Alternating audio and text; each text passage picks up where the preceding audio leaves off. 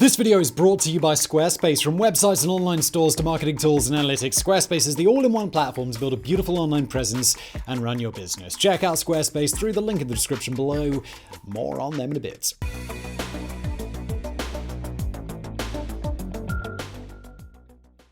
During the 1910s, Hollywood, California established itself as the new and undisputed mecca of the budding film industry. Already, its movies were hits throughout the United States, and its stars were some of the most famous and glamorous people in the country, placed by the public on a pedestal above us mere mortals. The 1920s were a different matter, though, as several controversies began to take some of the shine off Hollywood to reveal the grime underneath. The decade started with the suspicious death of actress Olive Thomas, who had a tumultuous marriage to actor Jack Pickford. Then in 1921, the death of Virginia Rapp at a party hosted by larger-than-life comedian Fatty Arbuckle, who then stood trial for murder, became the biggest scandal in the nation. The tabloids eagerly fanned the flames of the controversy, looking to milk the story dry, but if you want to get the full picture, we already actually covered Fatty Arbuckle on this channel, so do check it out. It's not what you think. Anyway, Hollywood was still reeling from the Arbuckle affair when they got hit with another scandal, the murder of director William Desmond Taylor.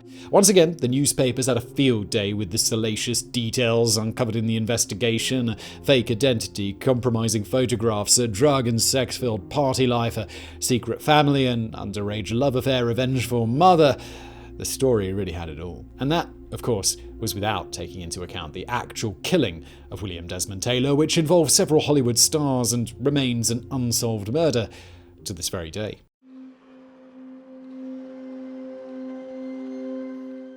William Desmond Taylor was born William Cunningham Dean Tanner on April 26, 1872, in Carlow County in Carlow, Ireland. He was one of 5 children to Thomas Carnes Dean Tanner and Jane O'Brien, and he grew up on quite a lavish estate in the Irish countryside. His family wasn't among the movers and shakers, but they were definitely well off. Jane O'Brien had inherited plenty of lands from her own father, while Thomas Dean Tanner was a retired major with the British Army. The senior Dean Tanner expected William to follow in his footsteps and embrace the army life, but even from a young age, the boy was more interested in the performing arts. His father would hear absolutely none of it, though, and he sent William to Clifton College in Bristol, where he studied engineering. However, being away from the family farm also granted William a modicum of independence. Soon after he turned 18, he took a trip to Manchester, where he saw a famous stage actor of that time, Charles Hawtrey, perform in his biggest hit, a farcical play dubbed The Private Secretary. William became so enraptured by the performance that he decided that this was the life he wanted to pursue. After the show, he plucked up the courage to approach Hawtrey and ask him for a job on his production. William claimed he had lots of experience, an obvious lie, but maybe he caught Hawtrey in a good mood. Or maybe the veteran actor saw something in the boy. Either way, he gave William a small part in the show. This was Taylor's big break in the entertainment business, but it didn't last. During one production of The Private Secretary in London, some of his family acquaintances were in attendance. They recognized William and promptly called his father to inform him of his son's new career choice. Suffice to say that Thomas Dean Tanner was not pleased. He summoned his son back home and decided that he needed to go someplace far, far away from the temptation of the stage. And just like that, in 1891, William found himself transported from the hustle and bustle of London to a farm in the middle of nowhere in Harper, Kansas. We're not sure exactly what the plan was. Did William's father hope that some time away would rid him of his artistic fancies, or did he renounce his son completely? Either way, William's passion did not dim in the slightest. He worked for a few years as a farmer. Then, when the Klondike Gold Rush came in, he traveled to Alaska, where he became a miner, putting that engineering background to good use. But during all these years, he still found time to act, taking to the stage in between farming and mining seasons. Once again, he met someone who understood his potential. This time, it was stage actress Fanny Davenport, and she gave him roles in many of the plays that she starred in. Davenport died in 1898, at which point William decided to travel the country for a bit, eventually ending up in New York City. There, he met an actress named Ethel May Harrison, and the two of them married in 1901 and had a daughter named Ethel Daisy. William's new father-in-law was a wealthy Wall Street broker who got him a job managing a fancy antique furniture store on Fifth Avenue. More than that, his connections and reputation in instantly elevated William and his family into a higher class of society, aided by William himself, who made quite a bit of money while mining in Alaska. In other words, this could have been his new life, that of a successful businessman among New York's upper class. But it still wasn't the life that he wanted. The call of the limelight proved to be so overpowering that in 1908, William simply disappeared. He took off, leaving his family behind, and when he finally re-emerged, he was not William Cunningham Dean Tanner anymore. He was William Desmond Taylor.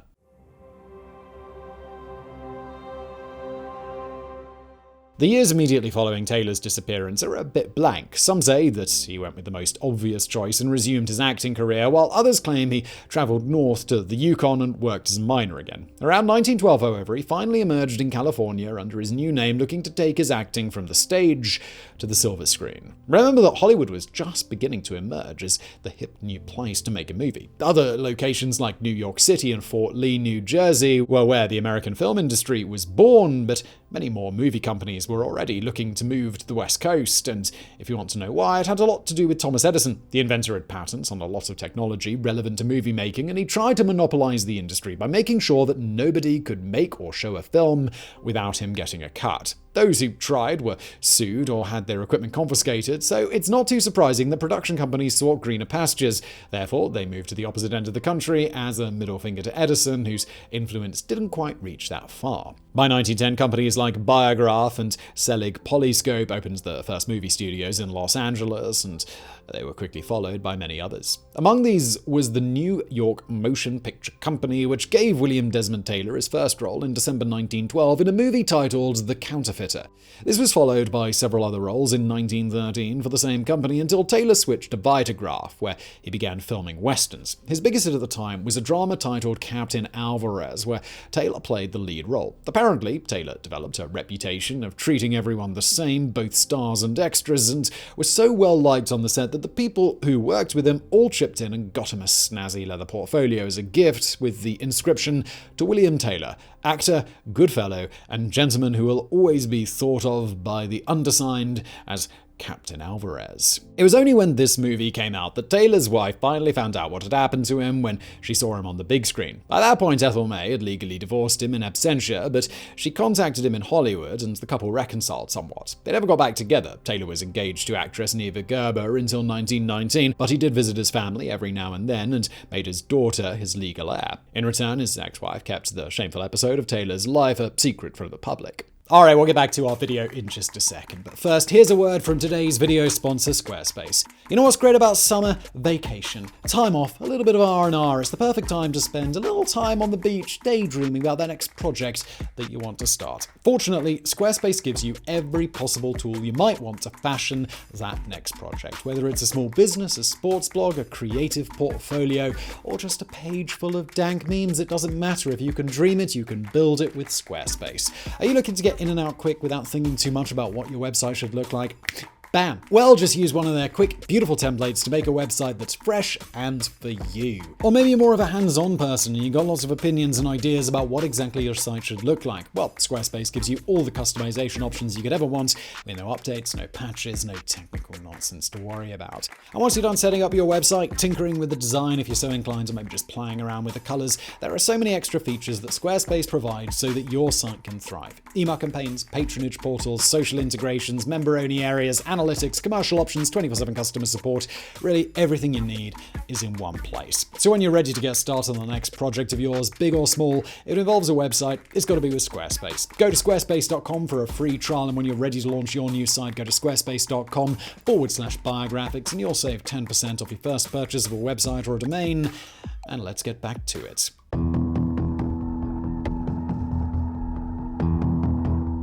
After Vitagraph, Taylor worked with Balboa Studios based in Long Beach, California. This was an important step in his career because Balboa allowed Taylor to direct his first movie, and as much as he loved being on stage, he soon discovered that he preferred to be behind the camera. From then on, Taylor only took a handful of small acting roles before making the switch permanently to directing. He worked with multiple companies such as Palace Pictures, the American Film Company, and Fox Films until 1917, when William Desmond Taylor joined famous Players Lasky, the precursor to Paramount Pictures, and stayed with them for the remainder of his career. Taylor directed almost 60 movies, although most of them are lost today. He worked with many popular stars of the silent era, including Mary Pickford, Wallace Beery, and Wallace Reed, but of particular note was Mary Miles Minter, who would later find herself in the middle of the scandal surrounding Taylor's murder. In early 1918, Taylor directed Mary Pickford in a movie titled Joanna Enlists, a comedy where the protagonist falls in love with a soldier. It was one of many films made around this time that showcased the admirable qualities of the men fighting in World War I, which were used both as morale boosters and as recruitment tools. This particular movie had the desired effect on at least one person because after he finished shooting it, William Taylor took a little vacation. And then he enlisted in the British Army. In August 1918, Taylor arrived at Camp Fort Edward in Nova Scotia, Canada, as a private with the Royal Fusiliers of the British Army. Once again, Taylor proved incredibly popular with the people around him, as his NCOs described him as a fine fellow, a gentleman in every sense of the word, and a man who never thought of himself, who was always helping the underdog. That being said, Taylor might have had a slightly glamorized image of military life, as he arrived at the camp wearing several diamonds and packing a wardrobe full of fine, expensive clothing, which he then had to send back to Los Angeles. Ultimately, though, Taylor got the hang of things, and his ability to learn quickly, his willingness to follow orders without comment, and his popularity with the other men ensured that he rose quickly through the ranks. He was made corporal within 3 weeks of his arrival at the camp, then sergeant, and finally sergeant major in just 2 months. By the time Taylor was actually sent to England, he had a lieutenant's commission, and let's not kid ourselves, no matter how likable the guy was, this was all because he was a famous movie director, not because he was some kind of military mastermind. We don't think Taylor actually saw any action. He was placed in a non-fighting unit and stationed at Dunkirk with the Army Service Corps of the Expeditionary Forces Canteen Service, but it was after the armistice. In May 1919, Taylor returned to Los Angeles and was honored with a homecoming victory dinner by the Motion Picture Directors Association. He resumed his movie career and scored 2 of his biggest hits when he directed the screen adaptations of 2 popular books of the day, Anne of Green Gables and Huckleberry Finn. Everything seemed to be going his way, but not for long.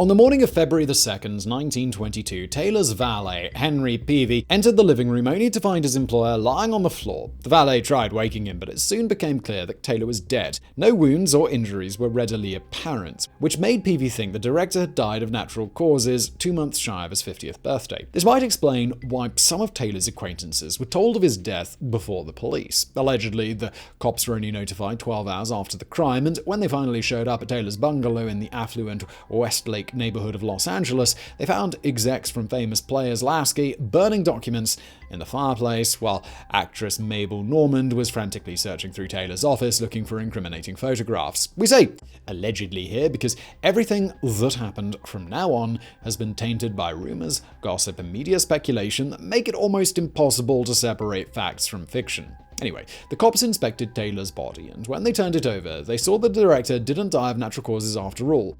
He'd been shot. Obviously, this changed the complexion of the case. The police wanted to reconstruct William Desmond Taylor's final hours and assemble a list of people who might have wanted him dead. His friends and colleagues were terrified of the negative publicity that this would generate. Meanwhile, William Randolph Hearst and his ilk were salivating at the idea that they had another Hollywood scandal on their hands to fill the pages, even though their fatty Arbuckle trials weren't even yet over. Almost immediately, newshounds discovered that William Desmond Taylor was actually William Cunningham Dean Tanner, and that he had a secret family that he abandoned years ago. Already, the story was getting juicy, but it's just getting started. According to the timeline established by the police, Mabel Normand would have been the last person to see Taylor alive, other than his killer, of course. She arrived at his home on the night of February the 1st at around 7 p.m. and stayed less than an hour. When she left, both were in good spirits, and Normand's car drove away while the two of them blew kisses at each other. It seems that Taylor was slain just minutes later at around 8 p.m. as several neighbors heard a noise that sounded like a car backfiring,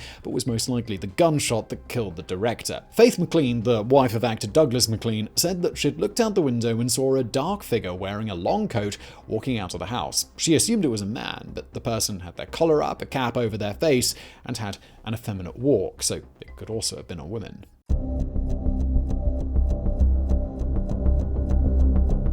Right away, investigators thought the butler did it.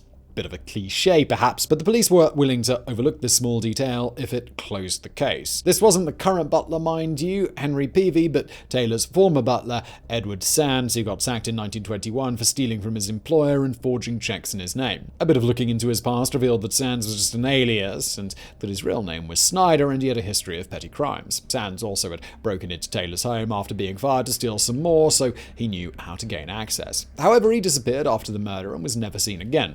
At one point, someone claiming to be Sands wrote to the Los Angeles District Attorney, Thomas Woolwind, and offered evidence that would clear him of the crime and name the true killer if all other charges against him were dropped. However, this person never followed up on the offer, so the true fate of Edward Sands is still a mystery, although he remains the favourite suspect of many. Taylor's current butler, Henry Peavy, was also briefly a suspect because he was the one who discovered the body. The police cleared him pretty quickly, however, but it seems their efforts were not good enough for the office of the Los Angeles Examiner, which became convinced that Peavy was the culprit and went to insane lengths to try and prove it. Seriously, if we didn't have the statement from the district attorney, this would have been almost unbelievable. First, a couple of reporters from the Examiner showed up at the house and pretended to be police officers from New York and asked Peavy to accompany them to the newspaper offices to answer some questions. When he said no, they offered him $1,000 and that got him moving. At the building, they kept Peavy in a locked office for 12 hours, basically holding him hostage. When they finally released him at night, they only gave him $10, and instead of taking him home, they